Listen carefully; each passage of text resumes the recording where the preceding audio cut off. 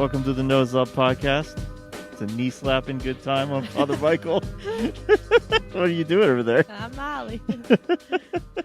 Knee slapping good time. That's our new. Molly slapped her knee. That's our new motto. Yeah. We didn't discuss that. We're going with it. Father Matthew will be on board. Mhm. I think. Maybe he'll appear. That's what I was. Is that what's happening? No, Okay, because it just lit up. Did you see that? Oh, I don't know what that is. is it? Stop talking. Oh, it's when we're talking, I think. I've never noticed that before. No, me either. Okay, It's a but little that weird. was very funny when he came on that one time. Yeah. Anyway. Anyway. You got coffee I today. got coffee today because this is what happened. I drank a cup this morning, but it got cold really fast, and I was drinking it too slow. Oh, So I didn't really have a cup this morning. I went to bed at 2 in the morning, I think, as well. I That's haven't a done late that night. in years. in years. Maybe not years. I honestly think it's been a while. Okay. That's good. That used to be my everyday. Yeah, I was also up that late. Why were you up that late? Like, no reason. Just staying up? A bunch of us went and saw Ant-Man, and then I was kind of sitting around and probably looked at my phone too much, and then I was awake. That'll do it. Yeah, that's the Gets you worst. every time. Yeah. Yes. So feeling caffeinated? I'm not right now, but I will soon. After the 8 o'clock mass, I drank some tea and was sitting in the chair in my room, and then my phone rang, and it was 10:58, and Johan was calling the me. 11 o'clock The mass 11 for o'clock context. Ugh, yeah. Thank God your rectory's right here. That is true. If I had to drive somewhere, like Father Matthew has to do that. yeah, That stinks. that wouldn't happen to Father Matthew. That's true. Maybe this is It why just you're wouldn't, at yeah. Blessed Sacrament and he's at Holy Mhm. Rosary. Yeah. I love when people don't know that you're both priests. I feel like so often, I think Zach's best friend is in town. And I think I just told Sam, and I think it was Sam, and he was like, I had no idea. It's kind of a fun thing. Yeah. Like, it feels so normal now because I'm like used to that, but it is a pretty like cool and rare thing that you're both priests. Yes, yeah. A ton of times, if we're together meeting somebody new, it's like, oh, this is my brother. He's like, oh, your brother priest? I'm like, no, then we have to explain it. And Gossip. yeah, no, actual brothers. Two Yeah. ways, whole thing. Yeah, That's pretty cool, though. it is good for your parents. They did it. They did it. Guess it was them. It was not the Lord. That's what people are But always that like, what did supports you it. do? I was like, well, they sent us to Catholic school. We went to mass every week. Yeah, they supported your faith. Normal stuff. Yeah. Goes a long way. It is cool. It does. It's honestly like, I feel like the consistency more than anything. But it is. One day I don't know what this would look like. I'd love to do some sort of a podcast, and I don't even know if we could do this, somehow analyzing like how to raise your kids in the faith in a way that sticks. Because it's interesting. Yeah. Because you have I don't think there's a foolproof way, right? It's obviously like relying on the Lord, and everybody has free will. But there's some families, I see this a lot at Central. Like there's one that comes to mind where I'm like, all their kids are just amazing. Not perfect, but really wonderful kids. And I haven't had a single one, and they're a big family, and I haven't ever had an issue with any of them. There's been no behavior issue, really. Yeah. Anything major, at least, with any of them. They're doing something right. Yeah. Right. And that's what I was going to say. Like, yes, it's not foolproof, but that's got to mean something at the same time. Like, their kids could choose something different, but how do you raise them in a way where they want to choose the faith? Yeah. But then there's some families who, like, half of them are hardcore Catholic and half of them have left. There's some where none of them have left the church, but they're all kind of lukewarm, just go to mass on Sundays, which is very important, but doesn't really go beyond that. And there's some people that have really bad childhoods. Childhoods? Yeah. Childhood? I'm just kidding. Bad childhoods. That sounds wrong. It does sound wrong. But anyway, wrong. where like both of them or one of them has, like have chosen to live a moral life. So it is very interesting. I don't know what we could do in that. Yeah. I think maybe we'll have those parents on that I'm thinking about. One at a time. Yeah. I think it's intimidating for some people, particularly around here, because there's lots of big Catholic families. There's some famous Catholic families, like I just swallowed right into the microphone. I didn't hear it, so okay.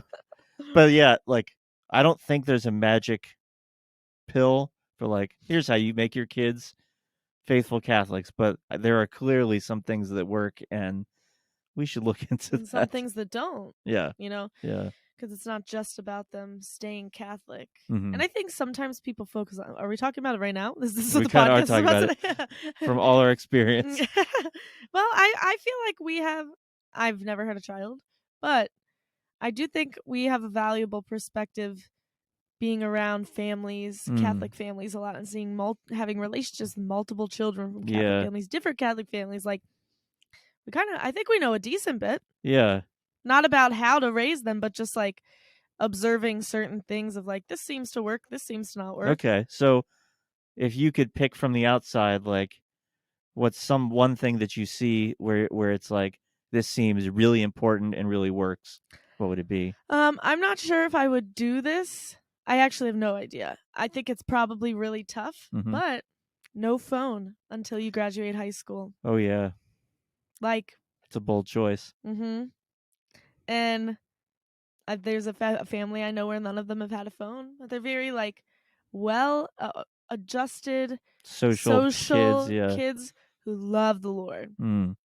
But that's really hard in the world today. I wonder how they do it. There's And it's something hard to with that. activities too. Like, Yeah. we use social media a lot for ministry. Mm-hmm. So, but that's the first thing that comes to mind. Again, I don't know if I do this. I don't know how you do it. I commend them a lot for like making it work, but Yeah. that's one thing I've seen. What about you? Yeah, just to comment on that, like, it probably sounds crazy. Just because even now, so like, I didn't have a phone in high school. Mm-hmm. I didn't have a phone until I was almost done with college. But like, the idea now of not being able to reach your kids at any time is probably pretty challenging for a parent, because it's just built in for everybody.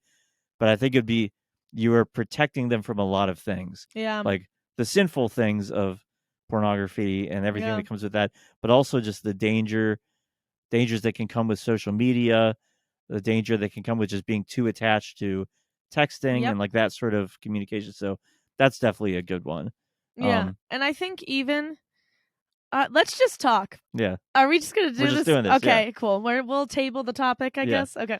I think this is awesome. I think even this is good. I don't know what this is called. I think even like because a big thing is some of these things are stumbled upon accidentally. Like, I think you used to have to really seek out pornography because it was like in magazines you went to buy them, or like get a video from Blockbuster. Probably not Blockbuster, but Yeah. you know One what of I those mean? other ones. One of those But now it's like, and I don't know if I've shared this story before, when I was in 6th grade, I was on my family desktop computer typing in a website, and some sleazebag made a porn website one letter off of the website I was typing in, and I made that typo. And it was like very explicit, and I was literally like 11, and it was a total accident. And so many times you hear that, like Snapchat ads right now are awful. There's like awful. literally pornographic ones. And even just terrible messages being spread. So like, I think there's something to it, but I think a lot of people are like, oh, you have to trust your kids. But so much of it, I would assume, is beyond like, you could trust your kids, but like, do you trust the rest of the world? You shouldn't. Yeah. I mean, they make those websites with a misspelling for that reason. Yes. So that people accidentally go to it and find it. Because they know once you get into it, you're going to there's that chance of getting somebody hooked. Yeah, so that you go back to that website. Yeah, like, I don't know. Parents should know this. They want your kids hooked to pornography. It's like a huge business, and if they can get them into that of just constantly going back, and then they have access to it with a phone in their pocket all the time. Unless you're like, I commend parents, because I have no idea how you would keep track of that and protect them if they do have a smartphone. My parents were really good about it, actually. They had, and you have to invest money in this. Yeah. But especially after that happened, it was like, so, I mean, my mom was literally in the kitchen. I went in there. I was like, Yeah. And they worked really hard to like put blockers on the computer. But sometimes it's hard to do that in a way that doesn't prevent you from finding, like sometimes it'd be like I needed to go on a website for anatomy Yeah, class. yeah.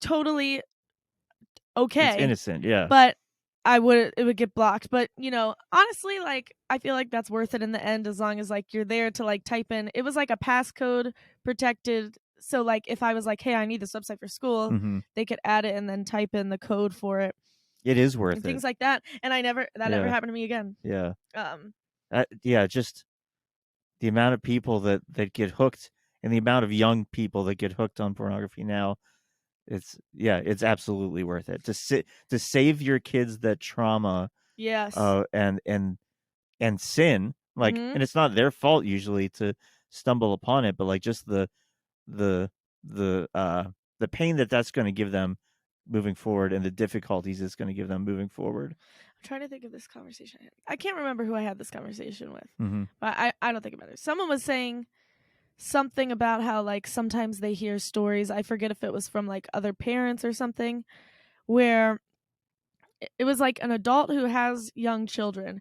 Like they've heard stories where some their friends' kids are like addicted to pornography, and they're like, it's these good kids that you would never expect that they'd be into something like that. And I'm like, you like that's not the problem. Yeah. Like it's not. I doubt you would know more as a priest who hears confessions, but I doubt that most of the stories you're hearing are like kids who one day got on the internet and Googled this certain set of words. It Yeah. turns into that, Mm-hmm. but I have heard so many stories where it starts with that accidental discovery and Yeah. then it shifts from there. So I think that's an important thing too. Like it's not just like bad kids. Mm-hmm. It's like so accessible in the world that sometimes the best people very sadly stumble upon it, and Even it's if easy to get hooked. Yeah, even if it's not an accident, even if Right. a kid Googles it because they're curious, that's what kids do. Yeah, you're when you're young and you're like, I don't You don't know. know. I had when I was in, I will never forget this. I'm not gonna tell the full story because, but I didn't know what a certain word meant that someone said when I was in 8th grade in math class. I had never heard that word before, and I could have easily Googled it. I'm Mhm. glad I didn't. I literally had no idea what it was. I asked my mom, but I imagine it could have gone so differently. And if I Yeah. Googled this, that would have been very bad. Mhm. Like, and you're young and you don't know what these things mean. Sometimes it starts with just that curiosity. Mhm. 'Cause there's a reason we have like driving lessons, and it goes through a process to be able to drive by yourself. Yeah. Once you reach a certain age, you don't let your 11-year-old like just they'll be fine. They'll figure it out themselves. Yeah. Because it's dangerous. Mhm. And the internet is kind of like that. And Mhm. I'm not proposing any solutions except like parents have the power to do that. I think it's good to just like again, obviously neither of us have kids. Mhm. We're not saying that we claim to know how to raise kids well. That terrifies me honestly, like the Yeah. idea of like raising a child in the world today. Mhm. But I think these are things that are like if you're a parent especially or even if you're a kid, like it's important to be aware of. And I think something I think about a lot of times too is like it's becoming so much more readily accessible even than it was when I was like young cuz the internet was just starting to get popular Mhm. as I grew up. I kind of have grown up with the Yeah. internet, which is Yeah. very interesting. Um so my first phone was a flip phone, which that's like never the case now. Mhm. Um We've got a couple kids. yeah, but Yeah. that's very much by It's choice. by choice. Whereas Yeah. like everybody's phone was a flip phone at Yeah. that time. Yeah. I love that. Mhm. But it's becoming so much more readily accessible, which means it's becoming accessed younger and Yes. younger. Yes. And when you're young, something you don't know about is like trafficking rings. Mhm. And like that sounds terrifying. It is. And like almost like that never happens. I had a friend in college who that happened to when she was young. Really? Yeah.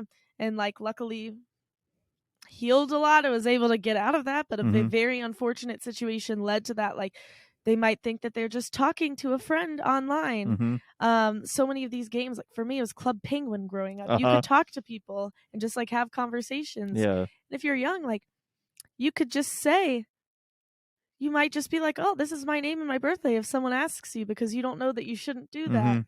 Mhm. And so I think it's becoming more and more important for Yeah. parents to just like be so aware of that. So I don't know. Sometimes I think about that, like what decision I'll make. Like I think kids are getting iPhones as young as like 4th grade now, probably younger. And it's interesting to think about like what decisions I'll make like when that time comes. Obviously, I won't have to worry about that for a while because kids are young like at first. They start at 0 and then they bump up. I think that's the stupidest thing I've ever said. Kids are young at first, and then they are old. Go on. I stand by that statement. Yeah, they are, in fact, are. young at first. I can't. But anyway, but like the way kids are when they are young, they're is impressionable. the same. Like kids have always been impressionable between this and this age. I mean, we're all impressionable, whatever. But technology has become more accessible, but the impressionability, if that's a word, the vulnerability of children has not changed. So it's like these things are becoming more accessible by people who are just as vulnerable as they were 10, 20 years ago at that age. 100%. So it's just so important to be aware of. And I've just heard plenty of stories of accidental something that starts accidentally and turns into something really bad. Yeah. Yeah. This is going back to more the beginning of our conversation, but it ties in that, like, say, like you said, you stumbled upon something and you went and told your mom. I think that maybe is the thing that I would want to encourage parents to be ready to do. And this isn't just about, stumbling on pornography or anything.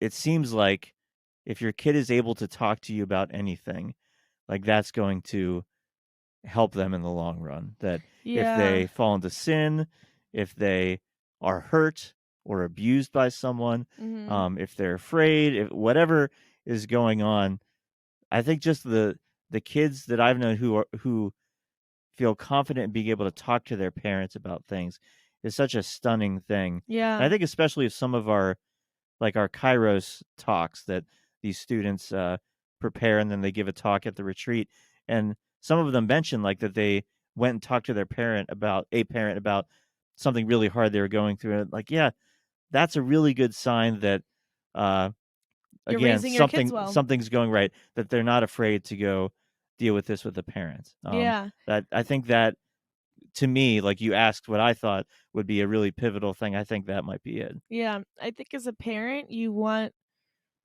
I would assume that you want to assume that nothing bad could ever happen to your child, or like you hope that nothing bad will ever happen to them. Of course that's good, but like sometimes bad things happen to good people.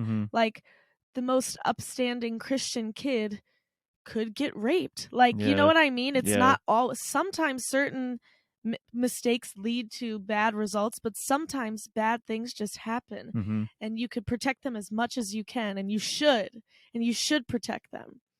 But sometimes bad things still happen, and so it's so important that your kid feels like they can tell you, even if they made a huge mistake. And I think that's a rare thing.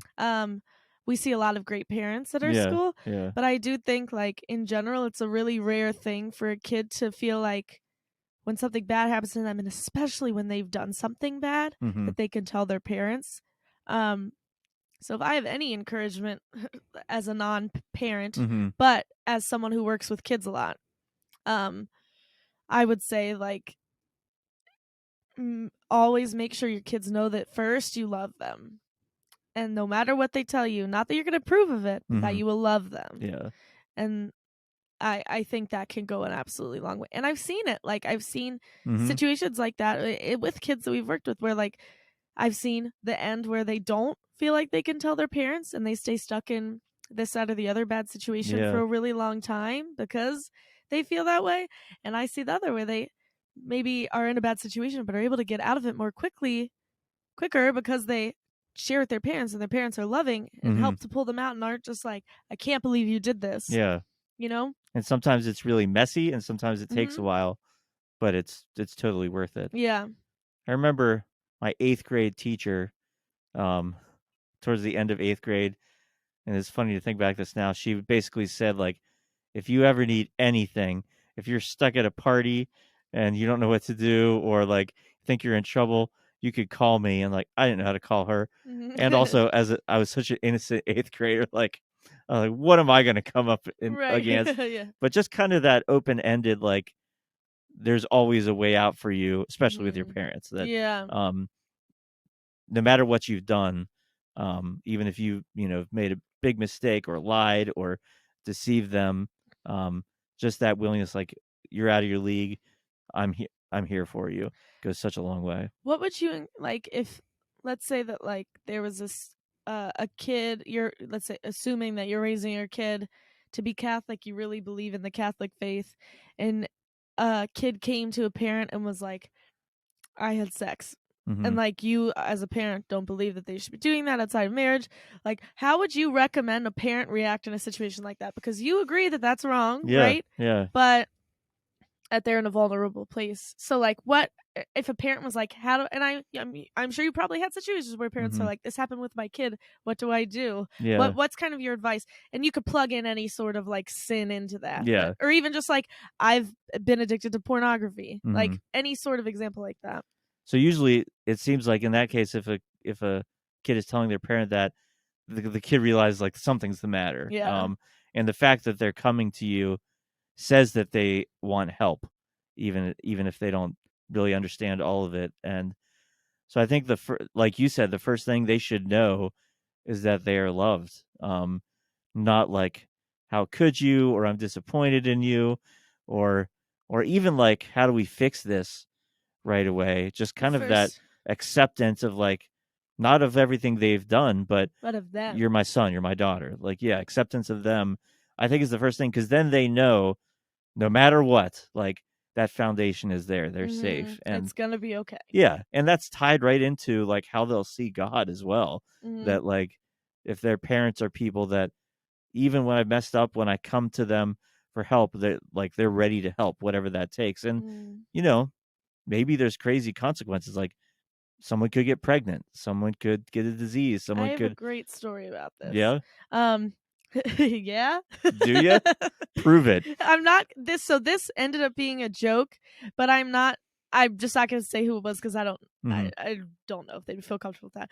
I know someone who had to go to a like college nursing center because they were sick or something and got a false positive pregnancy test. Like they were very like literally a virgin, Oh and but gosh. the center made them take a pregnancy test, and they And it were came like back literally, positive. but they was like it was like a secular campus, so they were like, but it came back positive. Oh my I know gosh. it was that awful, but then she called her mom and like decided to prank her.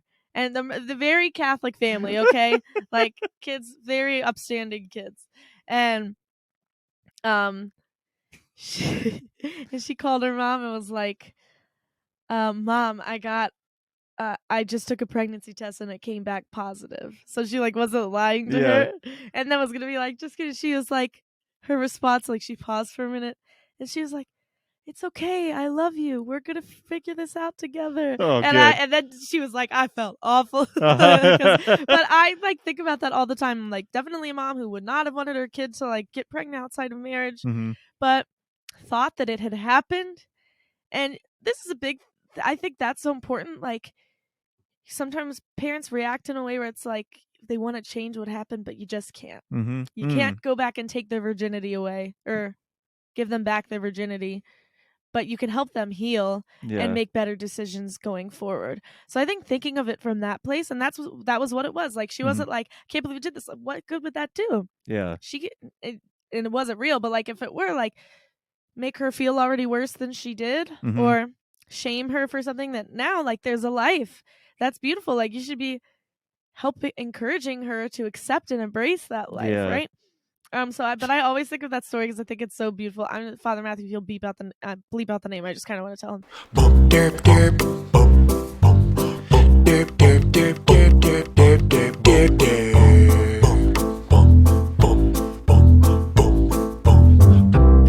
What a crazy thing. I know. It makes me think of confession. Like sometimes people come to confession like really fragile, like they're afraid Yeah. to say what they are going to say, and they really had to work themselves to get to that point. And can you imagine if the priest reacted badly, it's going to destroy confession for them. Like it's going to mess with their relationship with God. It's going to mess with their trust of like the priest of the church. Yeah. And so, and I don't blame them if it does. Totally. I almost said Shut totally. up. I had an experience like that, but I say I was very lucky because it was not my first confession. Yeah, I it was remember at you telling me it was at a this. youth conference, a Steubenville youth conference. Was it me? Yeah, it was you. I actually do know who it was. Haha. It's fine. It's not fine, but I was very broken as a teenager and was confessing something for the first time, was very nervous. And the response that I got was, "Why would you do that?" I was like, but I thank God I was formed enough, even though I was struggling and it hurt me. I was formed enough to know, like, that's a bad answer. Yeah, maybe not bad, but like kind of. Yeah. I mean, you like, should that's not your problem, priest. You should not respond that way. Yeah. But I think about all the people at Steubenville youth conferences who go to confession for potentially the first time in their life. Mm-hmm. And I got so sad after that because I was like, what if someone, it was like a very common thing, but just was very serious to me. Yeah. And it was treated as though it like wasn't a big deal and like, just don't do it. And I was like, someone else probably has confessed that same thing to this man tonight. Mm-hmm. And like, probably is never going to go to confession again. Ugh, you know what I mean? That's awful. Yeah, not to like, that's a downer, but it is for real. Mm-hmm. But the best confessions I've ever had are when the priest's first response is, and you're really good at this actually, confession, like, God loves you is oftentimes the very first thing you say. I just I think the hand wave was and that will, I've never heard a story where like a priest responding like that or a parent responding like, how dare you, has ever made a kid totally change helps. their ways. Yeah. Literally ever. Mm-hmm. If it does, it's because they're afraid and it's not genuine conversion of any sort. You know what I mean? But I've heard plenty of stories of like a kid getting pregnant out of wedlock, or like bringing, or like, I don't know, bringing some sort of mistake. They lied. They told a lie. Drugs, alcohol. Yeah. Bringing that to their parents. And I've heard stories of parents handling it really well and showing love and mercy. But that's not the same as acceptance. No. That doesn't mean, and I think that some people are so afraid that their kid will keep doing it because they didn't scream at them. Yeah. You know what I mean? Like, yeah. But there's been plenty of times where like someone has shown me love and mercy for a mistake I've made. But it's still made it clear, yeah, you shouldn't have done that. That's what changes my heart. Like, and when I go to confession or whatever, that, like, this is a sin, but God loves you and forgives you, loves you so much, he wants to help you go past it, to be free. It's not, the reason why God's love is so amazing to us isn't because he, like, yells at us and gets angry at us and then we change. And it's also not because he's like, it's no big deal. It's like because of, in spite of our sin, he still shows that love. That sin is still so grave, but his love is so much more. And his love being that great is because like the awe and wonder of that is because of how great the sin is. Like there's and when I taught theology of the body, I talked about how these three things have to exist, like add the story of the resurrection, passion, all that wouldn't be complete without any of these three things. Adam's sin, God's redemption. I forgot the third. Shoot, I want to read the actual, I think it's actually like an excerpt from, I'm so embarrassed. Look it up, everybody. God's plan, our redemption, and Adam's sin. So like, God had a plan. Adam sinned. It wasn't a part of the plan, but we were redeemed in spite of that. And like, that redemption wouldn't have as much meaning if God didn't have a plan that was broken. Yeah. And God's plan, it wouldn't even be as grand to us if we didn't see that he worked goodness in spite of Adam's sin. And Adam's sin would have a terrible ending. Like, it would be just that, his sin, and it would end there if he took away redemption. Yeah. or God's plan. Like, they all are important, even though the sin is like not fun, not good. It's not like God wants it, but it's what makes his mercy so amazing. Mm. Is the fact that we mess up and he still loves us. And I know that's what's moved my heart, even in my relationships, when I've hurt someone and they haven't been like, it's no big deal, but they've like admitted that it hurt, but said, I forgive you. Yeah. Whoa. There's something to forgive. Yeah. It's not. Yeah. It's not nothing. Mm-hmm. So yeah, I think this podcast has kind of turned into, I would say, advice for parents from people who work with teenagers. Yeah. Like, always lean into love first. Like, Mhm. that you're risking more when you condemn your child first than you are when you love them first. Yeah. And I'm not saying like there's never a situation where, like, let's say a kid came to their parent, they showed them love, but also said they didn't approve. And maybe, yeah, some of those kids go back and still do it. Mhm. But like, how much better that is, because they still know that they love you and they can come. It's like the not but prodigal son. You know, like, Yeah. that knowledge that his dad was still there. Mhm. And the dad didn't like say, no, I won't give you your inheritance. You know what I mean? Like, Yeah. we have to let them be free. Mhm. But the goal is not to take away their freedom. It's to raise them in such a way that they will choose to use their freedom for good. Yeah. And that's possible because I've Mhm. seen it in families. Like I said, families where their children do that, make that choice on their own. You know, Mhm. it's possible. It is. Something that strikes me as a third thing along with those is kind of like, I would say, doing the basics. If you go to mass with your kids, they're going to know it's important. If you don't go to mass with your kids, it's not going to be something that's part of their lives, and they're not going to, like, there's no reason for them to suddenly take that on without any some strong external force to encourage them to do that. Yeah.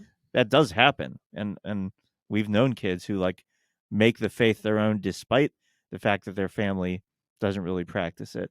But I think that it's got to be like one of the number one things is, like, if you practice your faith, if you go to mass and your kids see you go to confession, they're going to know it's a thing that they should do. And if you're like, make sure your kids know that you pray too. Like, you don't ever want your kid to grow up and be like, I don't know if they ever prayed. Like, the things that you want them to do, make sure they know you're doing. And Yeah. it's not prideful to be like, okay, you're staying in with dad, I'm going to the adoration chapel for an hour. Mhm. Or like, yeah, I'm going to confession. Like, Yeah. verbalize those things. Your kids, bring them along with you. Mhm. What would you say to like a parent who is doing all of that, but their kid suddenly is like, I don't want to go to mass anymore? How do you handle that? They're under 18. Yeah, that's one of the ones where It's fishy. it is like, I don't know how to be a parent in that way. Mhm. But it's worth persevering. Eventually they're going to have the freedom to decide for themselves. Yeah. They go to college or move away, and they will go to mass or they won't go to mass. Yep. They will practice their faith or they won't. But I think while they're with you and you're kind of in that situation, it's worth pushing. Yeah. This is what, because it's like, it's not just you have to choose this faith. It's like, this is what we do as a family. It's what Yeah. we've always done as a family. You're a part of this family, and so this is what we do. And Yeah. you don't have to continue to choose it, but right now this is what we do in Yeah. this family. And like, I know that's got to be really hard. I don't know how. Yeah, I don't know how parents handle that when somebody like a teenager or something is really obstinately refusing to, or trying to refuse. That's really difficult. And I could see that it would be really easy to be like, fine, stay at home, do your own thing. But if it matters, then it's kind of like worth that suffering, and hopefully it leaves that seed that as they grow up and maybe they wander, it's very possible that they'll be able to come back to where God wants them. Absolutely. What else would you say is important for a parent to know? I'm trying to think of really good things that have struck me as I've been a priest and especially worked with kids in the high school. I would say don't shame them for their age. Yeah. Respect your kids. Because I think sometimes kids want to run away from their parents, not like physically run away, but like distance themselves from their parents, and thus that as a teenager, that can turn into anything that they say, right? Mhm. Even if some things they're saying are right, if they're not shown respect, just like human decency. I'm not saying like in the sense that like they could do whatever they want, right? The parent, Mhm. has to parent, but like the respect of listening to your kid when they're sharing with you, and Yeah. not just saying my house, my rules, but Mhm. explaining why the rules are that way, why you're teaching them what you're teaching them, showing them why it's best for them, Mhm. instead of just saying it is, because the Yeah. kid's just gonna be like, but why? And I Mhm. think that's normal and natural. Especially as they grow up, like they kind of have a right to understand it in a Yeah, deeper way. absolutely. I think it, and I've said it before, like it always bothers me when people kind of put down teenagers, especially. Yeah. Like teenagers are amazing. Yes. When yeah, they can be really Yeah. challenging, but like when they're going in the right direction and plugged into the right things, it's just incredible. They're not as Um, jaded as adults. yeah, and so like I guess just I know I want to cherish it in the relationships I have with our high school students and things like Hmm. that. And so, yeah, I can't. Being a parent is a million times harder than working with them the way that we've worked them, but with them. But it is a real gift, and that age is such a gift. The Hmm. energy and the the openness to things, and it really stinks. I hate when I see jadedness in a teenager or a kid that age that is like, oh, the world's like getting to you in a way that it shouldn't yet. Yeah. Like, um, yeah, just the hope and the energy that's there can go so far. Yeah. Don't like I think another thing along with respect is like respect their dreams. Like Hmm. there's a million things I always said that I wanted to do that I'm now not doing and that I don't even want to do anymore. But like any encouragement I ever received to like pursue those dreams um is like the best thing ever. Like, and cuz so much like I feel like as adults we're more likely to be like, I want to do this, but here are all the things that could get in the way. Mm-hmm. So a little more like antsy and scared. Like I'm not going to try this. So but like when you were at Central before I got there, there was a kid who was like, I want to have adoration. Mm-hmm. Like I want there to be consistent adoration at the school. Can you make it happen?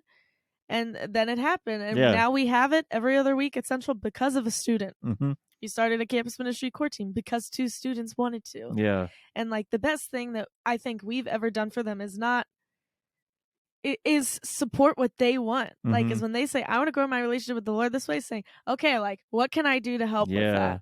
Like to be that support. Mm-hmm. And like the kids whose families do that for them at home, it's so awesome to see how they just have this world of possibility in front of them, and when it's steered towards good, they're going to do so much for the kingdom of God. And if you shut down that childlike Yeah.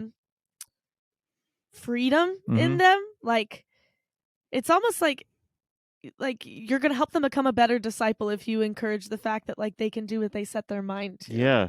Yeah. You know what I mean? Because then if you raise them in the faith, they're going to do what they set their mind to for the Lord. And like that's the whole point of being a Mm-hmm. parent, is to like raise up disciples for the kingdom of heaven. And that your vision of life doesn't have to be their vision of life. That That's a really good I one. think just in terms of not the essential things, but like kids are finding themselves, and it hurts when you see parents kind of forcing their own life experience on their kids. Yeah, like maybe you and your husband are both doctors Mm-hmm. and your kid wants to be a painter, Yeah. but you always thought your kid would go into medicine too, stuff like that. Mm-hmm. Like they don't have the same dreams as you, and that's okay. Yeah. It'll work out. um Yeah. yeah, I think that wow. Mm-hmm. This That is a flew good random conversation. We were literally going to talk about scrupulosity. Next time Yeah, we'll get or there. something. But this was fun. It turned into after it was like 10 minutes. I was like, "This is a very long intro. We should probably just stick with this." So Yeah. yeah, but we don't claim to know how to raise children, but I do think we know valuable things about children. So I hope that this brought some value to anyone who Yeah. listened to it. Like, I've loved working with teenagers throughout my whole priesthood, and yeah, it's a gift, and parents get to really inform that in such a powerful way. and they get such a bad rap, Yeah. and I hate that. Like, oh, wait till they're teenagers, is like a common thing people hear, but like that's exciting. Like, obviously, I know difficulty comes with it, but there's also so much beauty that comes with Yeah. it as you get to see them flourish into young adults. It's awesome to see not as parents. Yeah, You know, it's a real privilege. So cherish them at every age. Cherish them for who they are, and then it'll all be okay. Yeah. Yeah. Period. Period. Molly, Yes. how's God loved you lately? I would say little Miriam, my little niece. I just love her so much. I get to see her all the time, and she's growing. And she started laughing recently, and it's the best thing ever. Whenever I'm having a bad day, I'm just like, I need to go hug Miriam. Yeah. And so to have that little baby in my life is the best thing ever. So from, I would say through Miriam. Good job, Miriam. You did it, girly. Love ya. What about you? Sorry, I forgot to ask. No, you're okay. This was a good week, I think, in general, and I think. Was it that Father Josh was gone all week? Yeah, thank goodness. Just kidding. No, I missed him. Yeah, I think particularly at the beginning of the week, got to get together with a bunch of priests, friends, and hang out. Even especially some that we don't usually get to hang out, and yeah, just fraternity and solidarity in Who'd you hang the out same with? mission. So my brother, Yes. Father Josh, Father Nick. Or no, Father Josh wasn't there because he was gone. Oh, that's right. Yeah. Father Nick was in. Father Jonas. Nice. And probably a couple you just don't know. Nice. Yeah. That's fun. It was good. That's awesome. Mm-hmm. Good for you. Yeah. To brotherhood. To the brothers. Anyway. Yeah. We'll have we'll be back. We'll talk about something. We'll have a We'll talk. Yeah. Okay, bye. Bye.